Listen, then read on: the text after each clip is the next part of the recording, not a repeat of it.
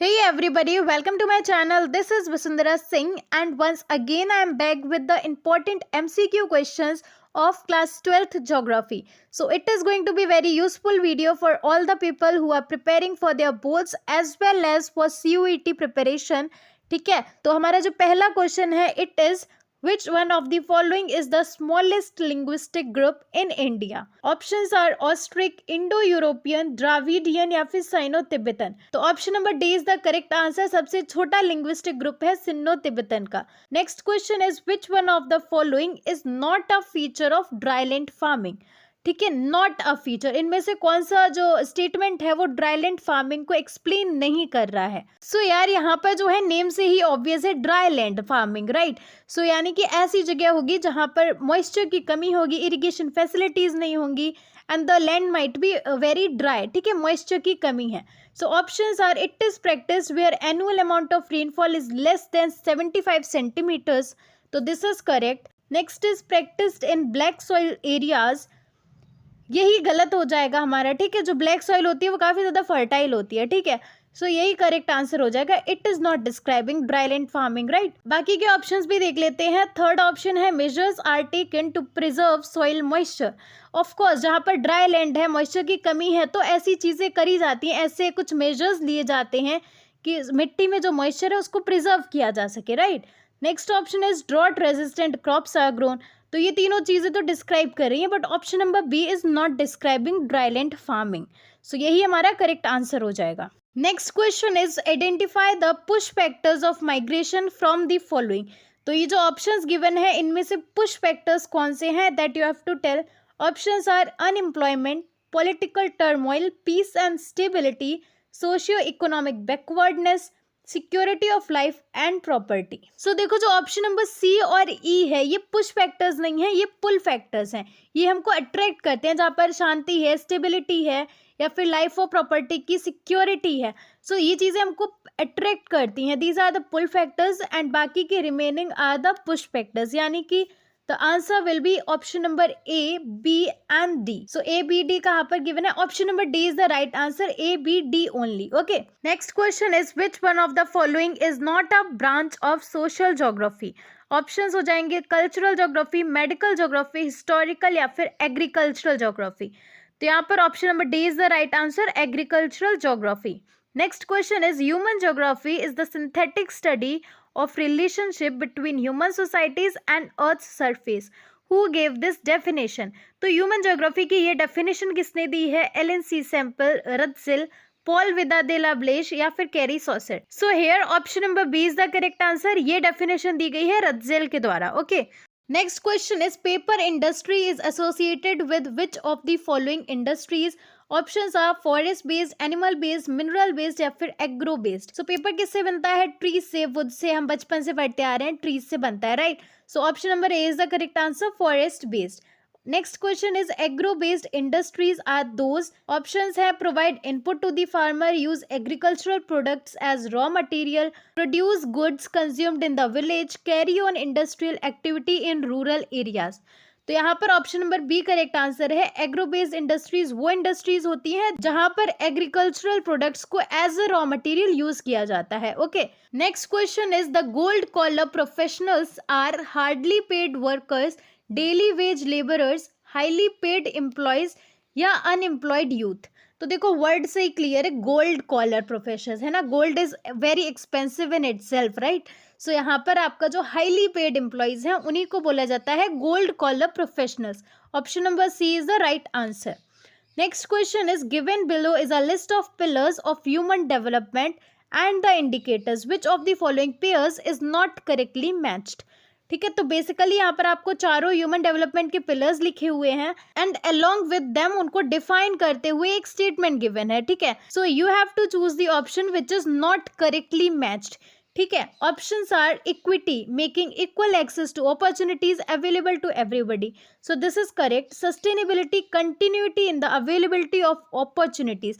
Option C productivity, resources must be used keeping in mind the future. So ये definition productivity की तो नहीं है, it is the definition of sustainability, right. Option number C is not correctly matched. ठीक है, this will be your answer. अगला question है consider the following statements and choose the correct option for the same. So यहाँ पर आपको दो statements given है, you have to see whether they are correctly written और not. Option number first is a meaningful life is not just a long one but must be a life with some purpose. So ये correct है कि meaningful life वो नहीं होती है कि हम 100 साल के हो गए। मीनिंगफुल लाइफ वो होती है जहाँ पर आपका कुछ पर्पस है, right. Secondly, people must be healthy, be able to develop their talents, participate in society and be free to achieve their goals. So this is also correct. तो हमारे दोनों ही ऑप्शन सही हैं. So answer will be option number A. Both first and second are correct. ठीक है. Next question is which of the following feature is related to the second stage of demographic transition theory? So if you have studied demographic transition theory, आपके जो book में diagram given है उसके according stage 1 में जो है दोनों ही चीजें फर्टिलिटी और मोर्टेलिटी हाई थी, बट ड्यूरिंग स्टेज सेकेंड क्या हुआ कि जो मोर्टेलिटी है वो डिक्लाइन करने लगी लेकिन fertility was still the high. तो यहाँ पर आपका option number B correct answer होगा, decline in mortality but fertility remains high. अगला क्वेश्चन है Jhabua district is characterized by high concentration of which tribal group? Gaddis, Tharu, Bhils या फिर संथल? तो option number C correct answer है Bhils. Next question is with reference to the human development which of the following statements are is correct?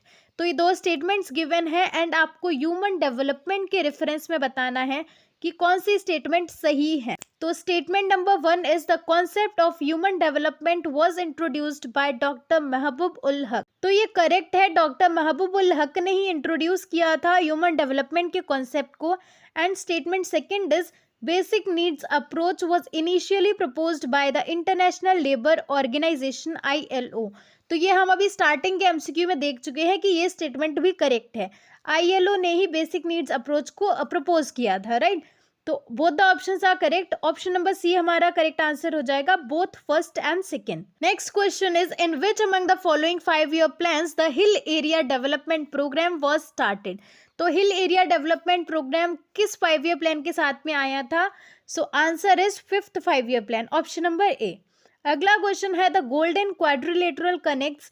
तो golden quadrilateral किन किन जगहों को connect करता है? तो द आंसर हो जाएगा दिल्ली, मुंबई, चेन्नई एंड कोलकाता। ठीक है, तो हमारा जो ऑप्शन नंबर सी है Delhi, Mumbai, Chennai and Kolkata, that is the right answer, option number C. Next question is human beings interact with the physical environment with which of the following?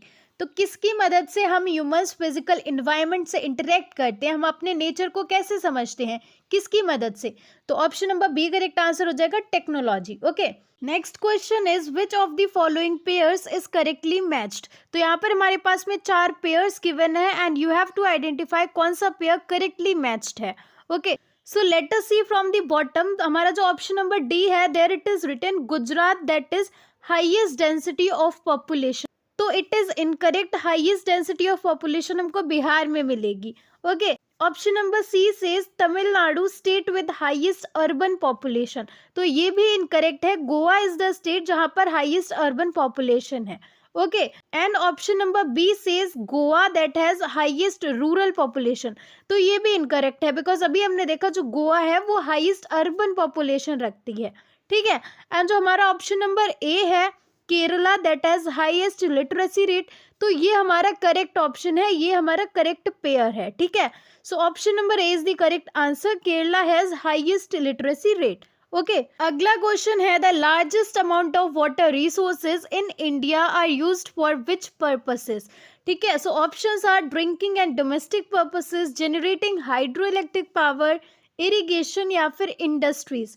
So your correct answer will be option number C, irrigation. Irrigation के लिए सबसे ज्यादा use किया जाता है water resource का in India. Okay, next question is Neeru Meeru watershed programme has been started by which state? So एक watershed programme को स्टार्ट किया गया है named as Neeru Meeru and ये किस स्टेट में स्टार्ट किया गया है? तो ऑप्शंस आर तमिलनाडु, राजस्थान, आंध्र प्रदेश या फिर उत्तर प्रदेश। तो आपका करेक्ट आंसर हो जाएगा option number C that is Andhra Pradesh. Next question is Ghaziabad, Rohtak, Gurugram are the examples of dash. So options are port towns, garrison towns, satellite towns या फिर ट्रांसपोर्ट टाउन। सो ये जो हमको नेम्स दे रखे हैं गाजियाबाद, रोहतक, गुरुग्राम, ये किस टाइप के टाउन्स है that you have to tell. ठीक है, तो हमारा जो ऑप्शन नंबर सी है that will be the right answer. These are all the satellite towns. ठीक है. Next question is among the given options which is the major component of population change. ठीक है. सो पॉपुलेशन चेंज के major components हैं कौन कौन से? Do remember all of them. तो पॉपुलेशन चेंज के हमारे 3 मेजर कंपोनेंट्स हैं, राइट.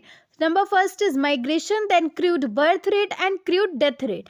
ठीक है. तो इन तीनों में से कौन सा ऑप्शन यहाँ पर गिवन है? तो that is migration, right. So option number A will be the correct answer. Next question, Gujarat has the highest potential for development of which kind of energy. So आपका करेक्ट आंसर हो जाएगा option number C, that is solar energy. Gujarat के पास में सबसे ज्यादा potential है कि वो सोलर एनर्जी को डेवलप कर सकते हैं. Okay. Next question is identify the union territory with highest population density as per census of 2011. ठीक है. सो कौन सी यूनियन टेरिटरी है जहां पर हाईएस्ट पॉपुलेशन थी, that you have to tell, and according to the census of 2011. ठीक है. So options are Lakshadweep, Puducherry, Chandigarh या फिर दिल्ली. तो आपका करेक्ट आंसर है option number D, that is Delhi. Next question is which of the following mineral is used in smelting of iron ore.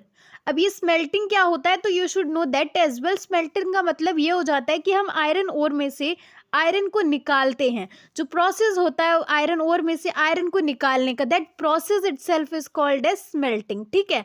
And iron ore में से iron ore को किसकी मदद से निकाला जाता है? तो वी यूज मैंगनीज. ठीक है.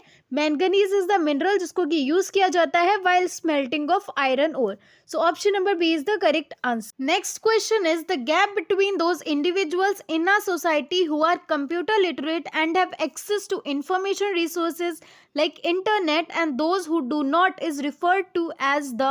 Okay, let us simplify the statement. So यहाँ पर आपसे पूछ रहा है कि जिन लोगों को कंप्यूटर की नॉलेज है, इंटरनेट की नॉलेज है, एंड जिन लोगों को इसके बारे में बिल्कुल भी नॉलेज नहीं. सो इन दोनों लोगों के बीच में, ये दो सोसाइटीज के बीच में जो गैप है, इस गैप को क्या कहा जाता है? ठीक है. So options are computer crime, digital divide, computer literacy या फिर प्राइवेसी डिवाइड. तो बहुत ही ऑब्वियस आंसर है ऑप्शन नंबर बी, जो कि है डिजिटल डिवाइड. ठीक, it will be the correct answer. So we can identify it very easily. Digital divide ही है जो कि ये गैप क्रिएट कर रहा है, जिनको कि डिजिटल नॉलेज है एंड कुछ लोगों को डिजिटल नॉलेज नहीं है. ठीक है. एंड ये जो दो लोगों के बीच में गैप है, इसी गैप को बोला गया है digital divide. Okay. So that's it for today's video. I hope you liked the video and you enjoyed practicing your MCQ questions. So that's it for today's video. Keep practicing, keep learning and हम मिलेंगे हमारे next video में. तब तक रुक जाना नहीं तू कहीं हार के.